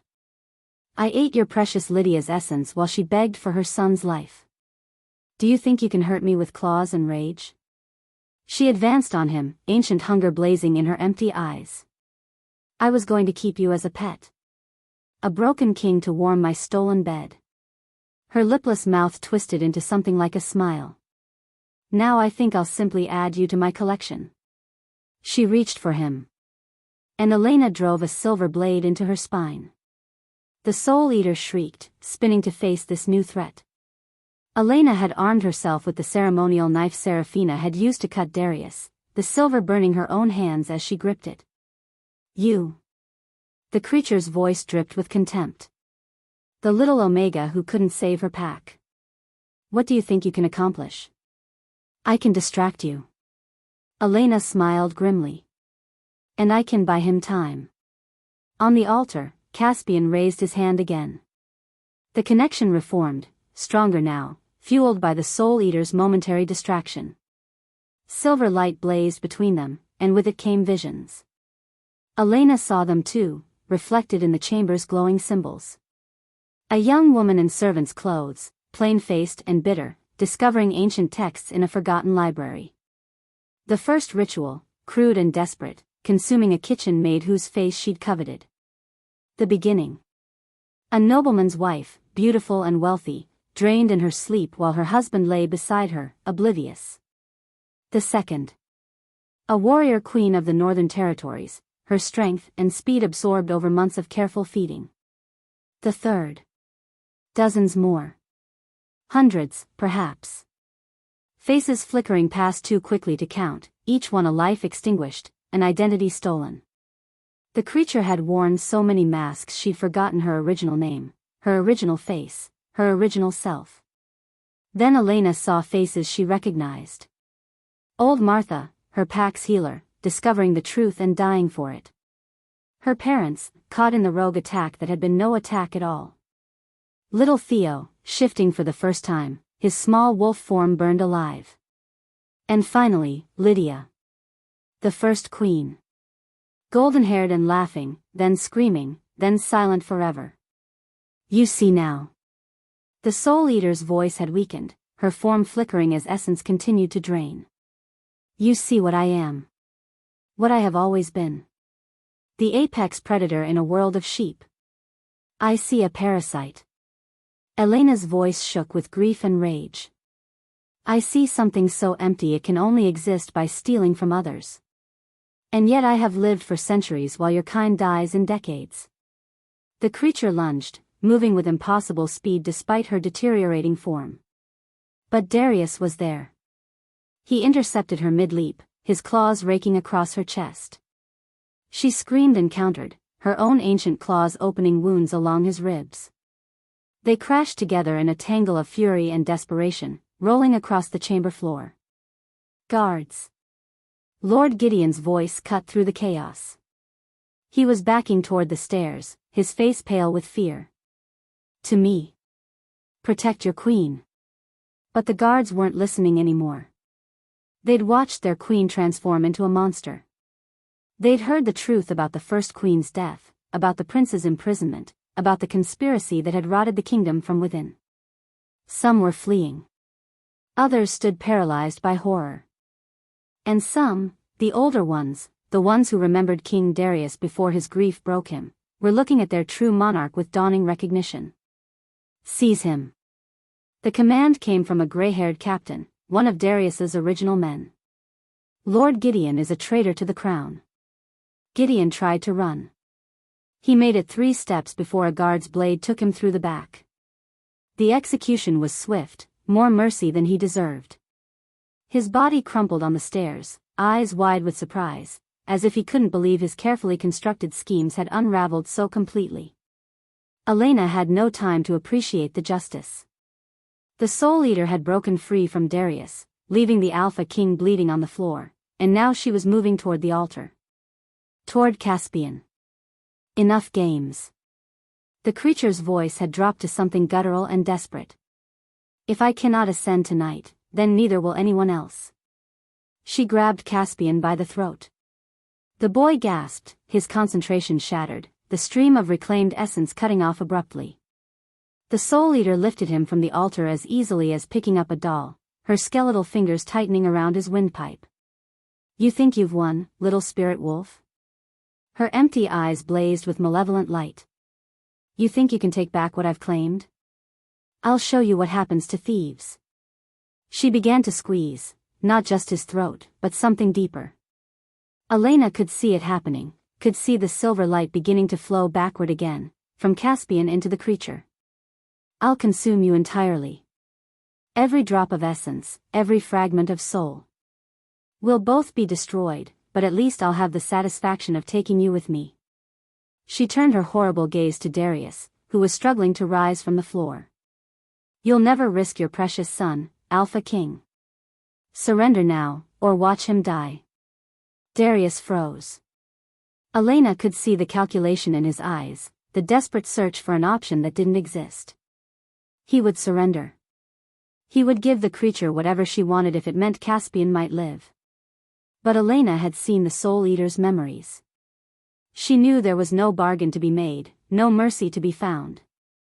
This thing would consume Caspian regardless, would drain Darius dry, would rebuild her power and start again. Unless someone stopped her. Caspian. Elena's voice cut through the chaos, steady despite her terror. I need you to listen to me. The boy's eyes found hers, bulging from the pressure on his throat. Take my pain. All of it. Every drop. Understanding flickered in his silver gaze, and something else. Fear. Not for himself, but for her. Do it. Elena opened herself completely, tearing down every barrier she'd built over 3 years of survival. The grief of losing my pack. The guilt of being the only one who survived. The rage I've buried because I had nowhere to put it. Take it all. She felt the connection form. It was different this time, not the gentle absorption she'd experienced before, but a torrent. Everything she'd kept locked away came flooding out, and Caspian drank it in like water in a desert. The grief hit first.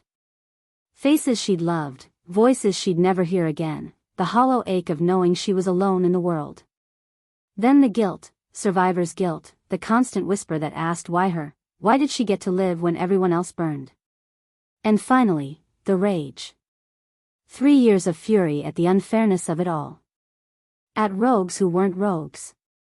At a monster who wore stolen faces. At a world that had taken everything and left her with nothing but questions that finally had answers. Caspian absorbed it all. His small body shuddered in the Soul Eater's grip, but he didn't break. Instead, Elena watched something remarkable happen. The darkness she'd given him began to change, transmuting from raw emotional poison into something else entirely. Pure spiritual energy. The Soul Eater realized what was happening a moment too late. No. Caspian opened his mouth and screamed. The pulse that erupted from him made his earlier attempt look like a candle compared to the sun. It wasn't just pain this time, it was everything. Grief and rage and desperate love, transformed into a weapon that cut through the Soul Eater like a blade through smoke. She released him, staggering backward, her ancient form beginning to disintegrate. Impossible. The word came out as a whisper. I am eternal. I cannot be destroyed by a child's tantrum. The second pulse hit her. Elena watched, tears streaming down her face, as the Soul Eater came apart. Not dying, unraveling. Every life she'd consumed, every essence she'd stolen, ripping free and dissipating into the ether. Centuries of accumulated power, scattered like leaves in a hurricane. The creature that had been queen and servant and predator screamed one final time. Then she was gone. Nothing remained but a scorch mark on the stone floor and the fading echo of 1,000 stolen voices finally set free. Silence fell over the chamber. Elena stumbled forward, reaching for Caspian. He lay crumpled on the floor where he'd fallen, his small body absolutely still. No. The word tore from her throat. No, no, no. She dropped to her knees beside him, her hands finding his chest, his throat, searching desperately for signs of life. Nothing. No pulse beneath her fingers. No rise and fall of breath. His silver eyes were open, staring at nothing, and his skin was already going cold. Caspian. Darius's howl of grief shook the chamber. He crawled toward them, leaving a trail of blood, his wounds forgotten in the face of this greater devastation. My son. He gathered the small body into his arms, rocking, keening, making sounds that weren't words. My son, please, not again, I can't. Elena's healer training kicked in through the shock. Put him down. Her voice came out sharp, commanding. Darius, put him down now. She shoved the Alpha King aside, an Omega manhandling an Alpha, unthinkable under normal circumstances, and began chest compressions. Her hands found the rhythm her mother had drilled into her years ago. Press and release. Press and release. Come on. Tears blurred her vision, but she didn't stop. Come on, Caspian. You didn't survive 2 years of hell to die now. Fight. Fight for your father. Fight for yourself. Fight for me. Press and release. Press and release. Nothing. 1 minute. Please. Elena's arms were burning, but she didn't slow down. Please, little one. Don't leave us. 2 minutes. Darius knelt beside her, his hands hovering uselessly, his face a mask of devastated grief. The guards had gathered at the chamber's edge, watching in horrified silence. Elena. His voice broke on her name. He's gone. No. She refused to accept it. He's not. He can't be. Press and release. Press and release. 3 minutes. Elena's strength was failing. Her compressions were getting weaker, less effective. Soon she would have to stop, would have to admit that she'd failed, that after everything they'd survived, she'd let a 5-year-old boy die on a cold stone floor. Please, she prayed to any god that might be listening. Please, he's just a child. He deserves to live. Take me instead. Take anything. Just let him live. Caspian's eyes changed. Elena gasped, falling backward. Where silver had been, gold now blazed, pure, bright, the unmistakable gold of an Alpha's power. But more than that. Deeper than that. The boy inhaled sharply, his back arching off the floor. Light erupted from his small form, not the silver of a spirit wolf, but something new. Something that combined the silver with the gold, with shadows and starlight and colors that had no names. It swirled around him like a living thing, and Elena felt the power radiating from it. Ancient power. Accumulated power. The Soul Eater's power. In destroying her, Caspian hadn't just reclaimed his own essence. He'd absorbed everything she'd consumed over centuries. Every gift, every strength, every fragment of power she'd stolen from hundreds of victims. All of it was his now. The light faded. Caspian's eyes fluttered, found Elena's face, and the boy who looked back at her was the same child she'd discovered in that dark room. But also something more. Elena?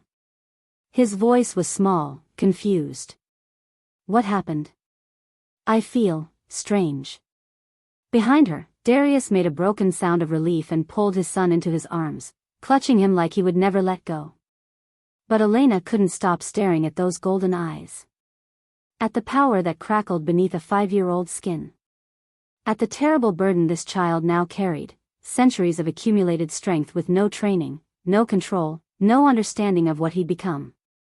The most powerful wolf alive. And he had no idea what that meant. If you are enjoying this video, do well to hit the like button and subscribe to this channel. Chapter 8. 3 months after the night that changed everything, spring came to the kingdom. Elena stood at her window in the palace's restored west wing, her wing now, by royal decree, and watched the gardens below come back to life. Gardeners moved among the beds, coaxing dormant flowers from their winter sleep. Children of the palace staff played on the lawns, their laughter carrying on the warm breeze. Normal sounds. Safe sounds. It had taken weeks to root out the full extent of Seraphina's conspiracy. Dozens of nobles, guards, and servants had been implicated, some willing collaborators, others blackmailed or threatened into compliance. Darius had been merciless in his justice, executing the worst offenders and exiling the rest. The dungeons had emptied, then filled, then emptied again. But the trials were over now. The traitors had faced their reckoning. The kingdom was healing, slowly and painfully, like a body recovering from a long illness. The true work, Elena knew, was just beginning. A familiar sensation brushed against her consciousness, not quite a thought, more like a feeling wrapped in recognition. She smiled and turned from the window. "You're supposed to be at your lessons." Caspian stood in her doorway, his golden eyes bright with mischief. He'd grown in the past 3 months, finally putting on weight now that he was eating properly. His hair, once matted and filthy, fell in clean silver-white waves to his shoulders. He looked like what he was, a prince of the realm, heir to the Alpha King's throne. He also looked like a 6-year-old trying very hard not to look guilty. "Master Aldrich is boring." He scuffed his foot against the floor. "He makes me practice letters, but I already know letters. Mama taught me before." He stopped, a shadow crossing his face. Elena crossed the room and knelt before him. This was the hardest part, watching him stumble over memories that brought joy and pain in equal measure. Watching him learn to hold both at once. "Your mama would want you to learn everything you can." She smoothed his hair back from his forehead. "Even the boring parts." "I know." He sighed dramatically. "But my head hurts. Everyone is so loud today." The powers he'd absorbed from the Soul Eater were vast and largely uncontrolled. Empathy had become his greatest burden, the emotions of everyone around him flooding in like a constant tide, overwhelming and exhausting. He could sense thoughts too, if he reached for them, and sometimes they reached for him whether he wanted them to or not. But not Elena's. Their bond, forged when she'd willingly given him her pain, had created something unique. Her mind was the one place he couldn't accidentally intrude. The one presence that didn't add to the noise. She'd become his anchor. His safe harbor in a storm of sensation. "Focus on me," she said gently. "Just me. Let everyone else fade." Caspian closed his eyes. She felt him reaching through their bond, latching onto her presence like a drowning man grabbing a rope. Slowly, the tension in his small shoulders eased. "Better?" she asked. He nodded, opening his eyes. "Better." "Good. Now go finish your lesson. I'll come find you when it's time for sword practice." His face lit up. Darius had started teaching him the basics of combat, carefully, gently, with wooden blades and constant encouragement. It was their time together, father and son, rebuilding a relationship that had been stolen from them. Caspian bounded off down the corridor, then stopped and looked back. "Elena?" "Yes?" "I'm glad you found me." The words were simple, sincere. "I'm glad you broke the rules."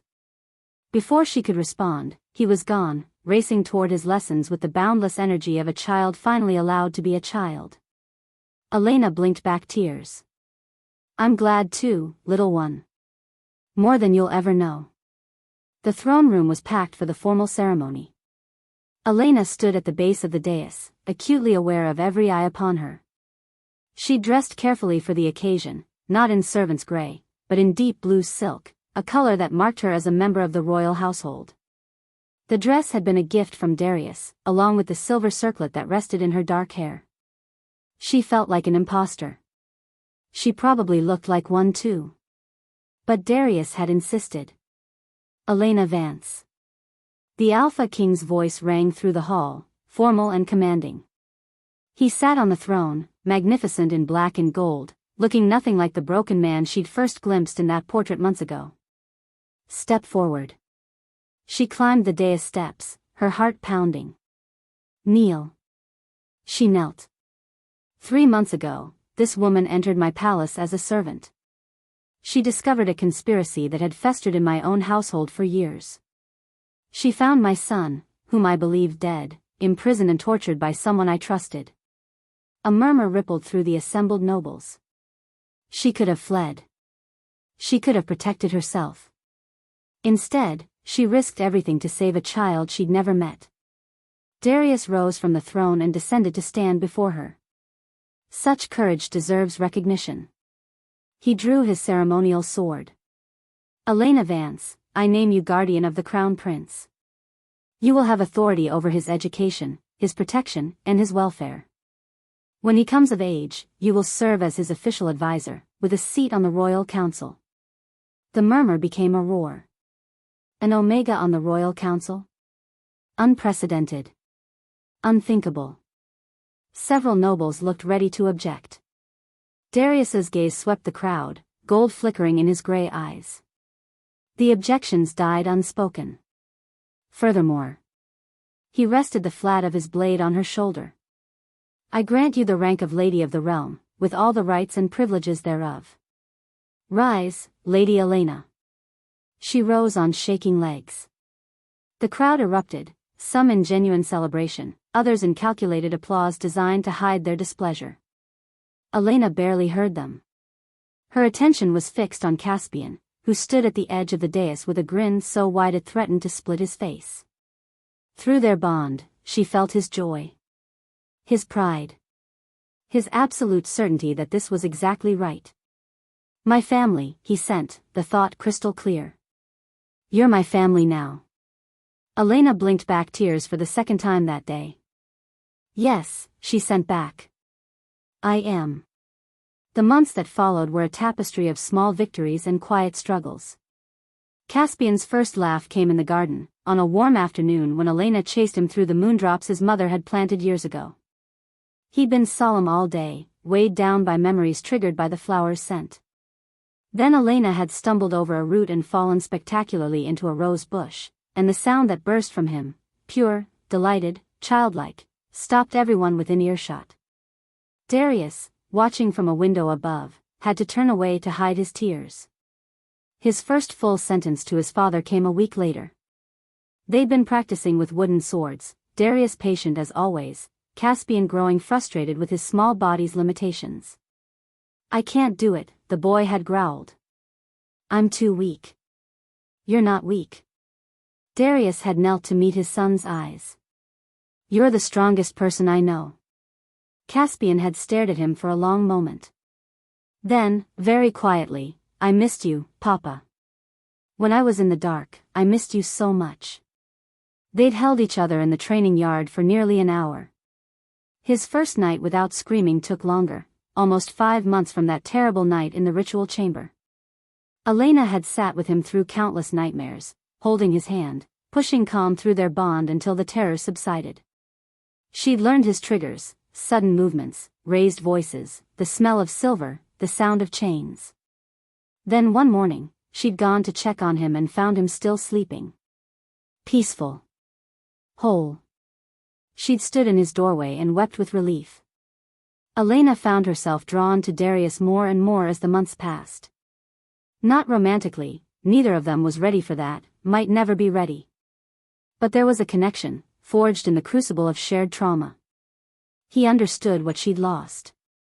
She understood what he'd almost lost. They orbited each other like twin stars, close enough to share warmth but careful not to burn. You saved him, Darius said one evening, finding her on the battlements watching the sunset. You saved both of us. He saved himself. Elena kept her eyes on the horizon. I just showed him he had the strength to do it. Modest to a fault. He moved to stand beside her, close enough that she could feel the heat of him. My first mate would have liked you. Lydia. Yes. The name came easier now, though it still carried weight. She was fierce like you.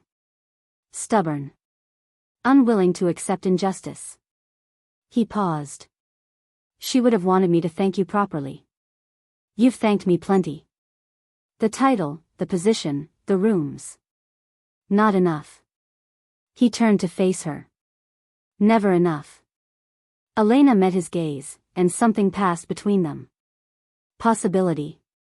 Potential. A door that neither was ready to open but both knew existed. Focus on your son, she said softly. That's all the thanks I need. Darius nodded slowly. For now. The words hung in the air, a promise for some future day when healing had progressed further. When Caspian was stronger. When they were both ready. Elena returned her attention to the sunset. For now was enough. On a cold autumn day, Elena finally visited her Pax memorial. She'd avoided it for months, afraid of what the grief might do to her. But she was stronger now. Whole, in ways she hadn't been since the night of the fire. The memorial was simple, 43 stones arranged in a circle, each bearing a name. Elena walked among them slowly, touching each one, remembering the faces that went with the names. Her parents. Her friends. Old Martha, who had died trying to expose the truth. Little Theo, who would never grow up. I found them, she whispered to the stones. The ones who did this. They're gone now. They can't hurt anyone else. The wind stirred the grass, almost like an answer. I have a new family. A little boy who needs me. A king who trusts me. A purpose that makes sense. She sank to her knees in the center of the circle. I'm not replacing you. I could never replace you. But I'm going to honor you. I'm going to make sure no child ever suffers like Caspian did. Like our pups did. She stayed until the sun began to set, saying goodbye and hello at the same time. Closing a chapter. Beginning a new one. When she rose to leave, her heart felt lighter than it had in years. 1 year later. Caspian's 6th birthday dawned clear and bright. The palace had been transformed for the celebration. Silver and white ribbons hung from every column, Lydia's favorite colors, finally honored again. Moondrops bloomed in crystal vases on every table, their fragrance filling the halls with memories of the queen who had planted them. Guests had come from across the kingdom. Nobles, diplomats, representatives from allied pacts. They'd come to pay respects to the young prince, but also to see for themselves the child who had destroyed a soul eater. Rumors had spread far and wide. Some called him blessed. Others called him dangerous. Caspian ignored them all. He raced through the gardens with children his own age, laughing and shrieking, utterly unconcerned with politics or prophecy. For today, at least, he was just a boy at his birthday party, drunk on cake and sunshine and the simple joy of being alive. Elena watched from the terrace, her heart full to bursting. He's happy. Darius appeared beside her, 2 glasses of wine in hand. He offered her one. I never thought I'd see him happy again.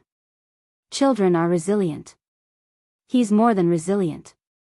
He's miraculous. They watched together as Caspian won a game of tag, pumping his small fist in victory. The other children cheered, genuinely delighted. They didn't see a powerful weapon or a political asset. They saw a friend. He still has nightmares, Elena said quietly. Some nights are worse than others. And there are days when the powers overwhelm him, when he can't bear to be touched, when the weight of what he carries is too much. I know. He may never be fully normal. I know that too. Darius took a long drink of wine. But he's alive. He's learning. And he has people who love him. He glanced at Elena. That's more than many children ever get. A commotion in the garden drew their attention. Darius had swept Caspian onto his shoulders, spinning him around while the boy shrieked with laughter. The Alpha King, ruler of 12 territories, conqueror of countless battles, looked ridiculous and didn't care at all. Caspian caught Elena's eye. His smile widened, and through their bond, she felt everything he was feeling. Peace, warm as sunlight. Belonging, solid as stone. Hope, bright as the future stretching out before them. Then something else. A flash of vision, sharp and sudden. Darkness moving at the edges of the world. Hungry eyes opening after long sleep. Ancient things stirring, drawn by the power that now resided in a 6-year-old boy. The Soul Eater hadn't been the last of her kind. Just the oldest. Elena's blood ran cold. She set down her wine glass, her hand trembling. Caspian. His golden eyes met hers across the garden, and she realized he'd felt it too.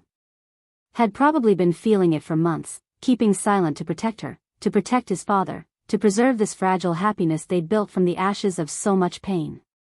They're coming. His voice sounded in her mind, calm and certain. Not the voice of a frightened child, but something older. Wiser.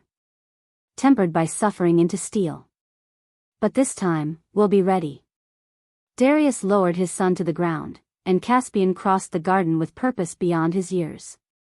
He climbed the terrace steps and took Elena's hand, his small fingers interlacing with hers. How many? She asked quietly. I don't know yet. But I can feel them waking. They know what I did. They know what I carry. His golden eyes, ancient with absorbed wisdom, young with impossible hope, held hers. They'll come for me eventually. Then we'll stop them. Together. It wasn't a question. Elena squeezed his hand. Thought of her pack, her parents, everyone she'd lost. Thought of the promise she'd made at their memorial. No more children will suffer. Not while I breathe. Together, she agreed.